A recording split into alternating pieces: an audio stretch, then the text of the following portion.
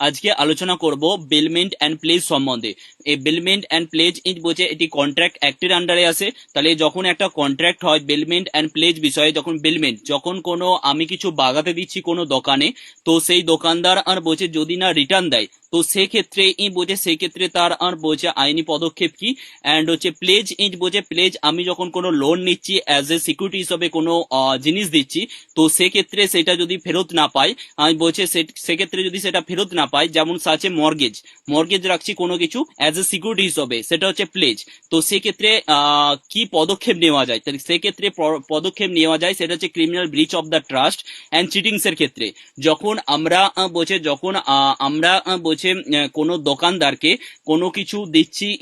দিচ্ছি বিশ্বাস করে যে সেই জিনিসটা আমরা আবার ফেরত পাবো, কিন্তু সেই জিনিসটা আবার ফেরত পাই না, সেটা হচ্ছে বেলমেন্টের আন্ডারে পড়ে। প্লেজ প্লেজ হচ্ছে আমরা কোনো লোন নিচ্ছি বা কোনো কিছু মর্গেজ রেখে আমরা লোন নিচ্ছি এবং অন্য কিছু বিষয় নিয়ে আমরা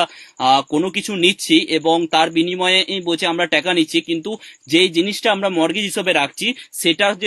সেটা যদি মিসইউজ করে, সেটা যদি মিসইউজ বলে অপব্যবহার, মানে সেইটা মিসইউজ মানে অন্য কোনো বলছে সেই জিনিসটা নিয়ে অন্য কিছু করে ফেলে বা বিক্রি করে দেয়, সে ছাড়াবার টাইমে সেই জিনিসটা যখন পায়নি, তো সেটা হচ্ছে বেলমেন্ট অ্যান্ড প্লেজের আন্ডারে পড়ে। তো সেই বেলমেন্ট অ্যান্ড প্লেজ যখন ভায়োলেশন হয়, বলে যদি কোনো কন্ট্রাক্ট যদি ভায়োলেশন হয়, তো সেক্ষেত্রে আমাদের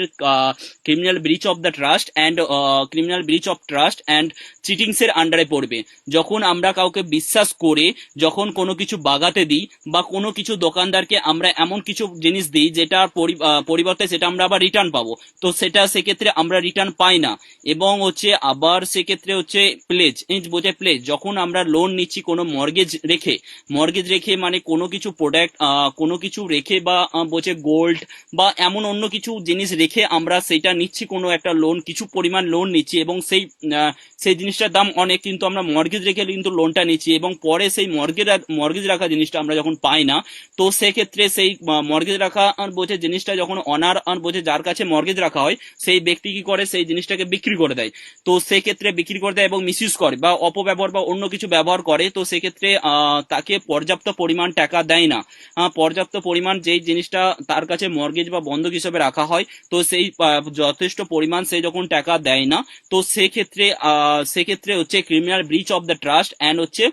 চিটিংস এর আন্ডারে বলছে একটা ক্রিমিনাল ফাইল হতে পারে। তাহলে কি চিটিং বেলমেন্ট অ্যান্ড হচ্ছে প্লেজ, বেলমেন্ট অ্যান্ড প্লেজ হচ্ছে আমরা বিশ্বাস করে কোনো জিনিস দিচ্ছি এই দোকানদারকে, সেই জিনিসটা আমরা আবার রিটার্ন পাবো। কোনো কিছু যেমন বাগাতে দেওয়া হচ্ছে বা কোনো কিছু এমন কিছু দোকানদারকে দেওয়া হচ্ছে সেটা আবার রিটার্ন পাওয়ার জন্য, তো সেটা হচ্ছে বেলমেন্ট। অ্যান্ড প্লেজ হচ্ছে মানে কোনো জিনিস আমরা মর্গেজ রেখে, যেমন হচ্ছে সোনা বা এমন কোনো জিনিস আমরা রেখে, যখন মর্গেজ রেখে আমরা যখন কোনো টাকা নিচ্ছি, তো সেক্ষেত্রে ইন্টারেস্টের পরিমাণ দেওয়ার পরেও, তো সেই ক্ষেত্রে তার জিনিসটা যখন সে বিক্রি করে দেয় এবং বা অন্য কিছু মিসইউজ করে বা অপব্যবহার করে বা অন্য কিছু করে, তো সেক্ষেত্রে তার কাছে যে দায়িত্বপূর্ণভাবে বিশ্বাস করে যে জিনিসটা প্রোডাক্ট রাখা হয়তো সেখানে সেক্ষেত্রে সেটিকে অপব্যবহার করে বা অন্য কিছু মানে সেটিকে বিক্রি করে দেয়, তো সেক্ষেত্রে যখন সে মর্গেজ যখন ছাড়াতে যায় বা মর্গেজ যখন টাকা দিয়ে সেটি নিতে যায়, তো সেটি যখন তাকে বলে যে বিক্রি হয়ে গেছে কিন্তু পর্যাপ্ত পরিমাণ টাকা দেয় না, তার যেই টাকাটা